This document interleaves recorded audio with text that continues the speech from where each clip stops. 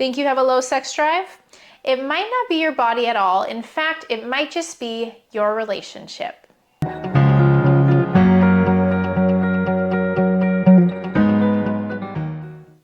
Hi everyone, welcome back to the channel, or if you are new here, welcome. I'm Dr. Holly, a sex and relationship therapist, and today we're talking about something that I hear all the time, and that is, why don't I want sex like I used to? And more so, why don't I feel sexually attracted to my partner? We're going to break down how desire actually works, why emotional intimacy is so tied to sexual connection, and how you can start to tell the difference for yourself. And later in this video, I'll share 6 tips to help rebuild the emotional connection you need to feel sexually connected to your partner. Let's get into it.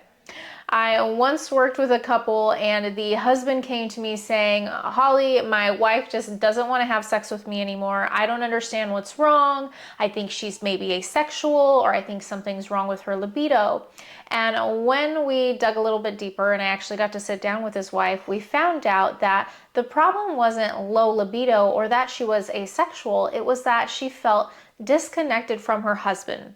She said, we don't talk unless it's about the kids or business. We're always arguing about the same thing, and I feel invisible. So the problem wasn't her libido or that she was asexual, it was that they were emotionally disconnected.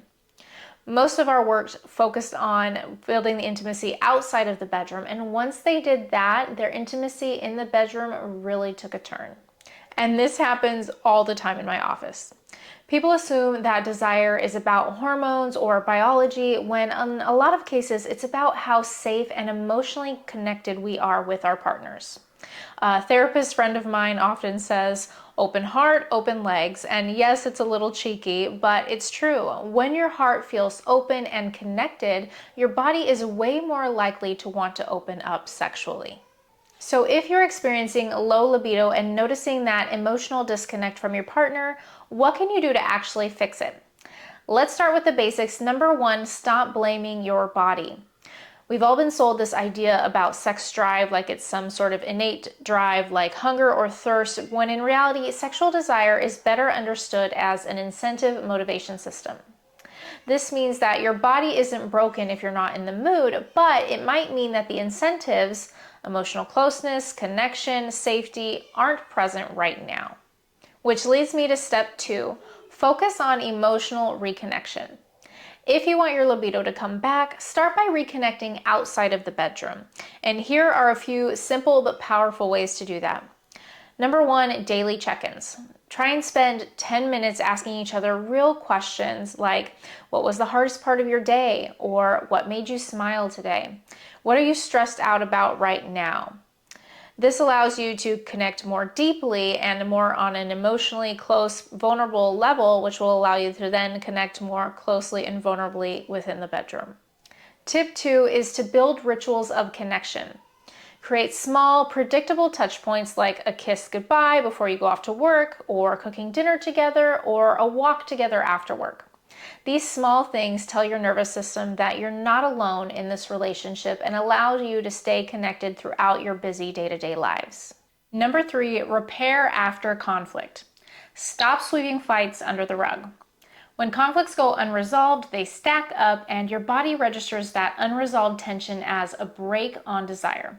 Everyone has accelerators and brakes. Your accelerators being things that turn you on, and brakes are the things that shut your desire down. And emotional disconnection is one of the heaviest brakes of them all. Now back to our main list. If you are noticing that lack of desire from emotional disconnection, you need to create safety in vulnerability. Many people think that sex will fix emotional distance, but in reality, it's usually the other way around. Emotional closeness often needs to come first, and that might mean having vulnerable conversations like, I miss feeling close to you, or when you dismiss my feelings, it makes it harder for me to want to be intimate, or asking your partner what would help you to feel more close to me or more connected to me outside of sex. Yes, these conversations can feel uncomfortable, but they're also the doorway to desire. And on that note, I would love to hear from you on this. What's one of the small things that makes you feel closer to your partner outside of the bedroom? Please do share it in the comments, because your ideas might actually give somebody else some inspiration. Now back to our list. Number 4, what if your partner doesn't want to work on it? This is the part that people hate to hear, but sometimes one partner is eager to reconnect while the other avoids therapy, avoids conversations, or says this is just how it is. If that's your situation, you do have some options. Number 1, start with yourself.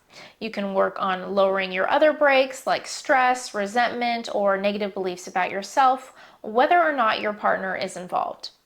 Sometimes just one person shifting changes the whole dynamic or the whole system. Number 2, invite them without pressure. And instead of saying things like, we need therapy or we're doomed, try something like, would you be open to trying something new with me? Something small like a weekly date night or watching a video like this together. Number 3, name the impact. Be honest about how disconnection affects your desire.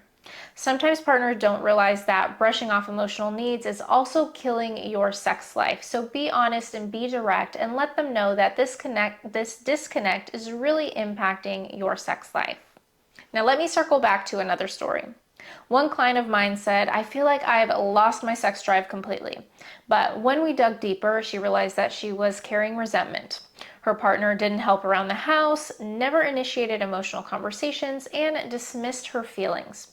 Once she voiced her needs more clearly and her partner started to show up differently in the relationship, her desire slowly returned.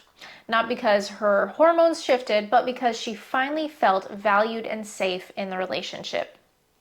Which is why number 5 is rebuild intimacy in practice.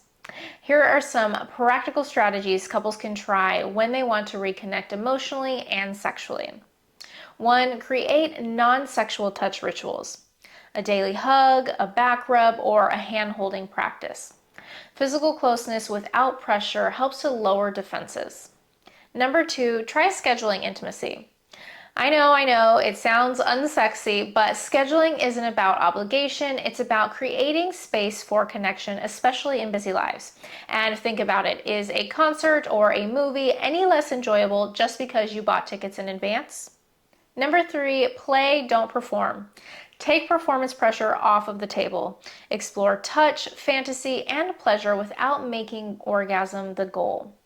And my last thing for you to consider if you are struggling with sex due to lack of connection with your partner is this. Number 6, are you solo in this work? Sometimes you're the only one willing to do the work, and that's painful, but it's also clarifying. If this happens, ask yourself, am I getting my needs met emotionally and sexually in this relationship? If nothing changes, can I live with this long term? What do I need in order to feel fully alive and connected? This isn't about being selfish, it's about recognizing that desire can't grow in a relationship where emotional needs are consistently ignored. And here's the hard truth. People often want a pill to fix all of this, but sometimes the best option is what I jokingly call PRT, or partner replacement therapy. Because if your relationship is toxic, abusive, or chronically disconnected, no little blue pill is going to change that. Sometimes the bravest, healthiest move is changing who you are trying to feel desire with. So there you have it. Sometimes what looks like low libido is often your body's way of saying, I don't feel emotionally connected right now. That means that the solution isn't medical, it's relational. So to wrap it up, if you're struggling with desire, ask yourself, am I emotionally connected? Do I feel safe? Do I feel seen? And do I feel valued in this partnership? If the answer is no, that's your starting point. Work on building connection, not chasing a pill, and if your partner refuses to engage, it's time to ask bigger questions about what you really need in your relationship. Thanks so much for watching. If this video spoke to you, please don't forget to like, comment, and subscribe for more evidence-based tips on sex, relationships, and mental health. And until next time, stay curious, stay connected, and remember, you deserve a healthy, happy, and pleasurable life.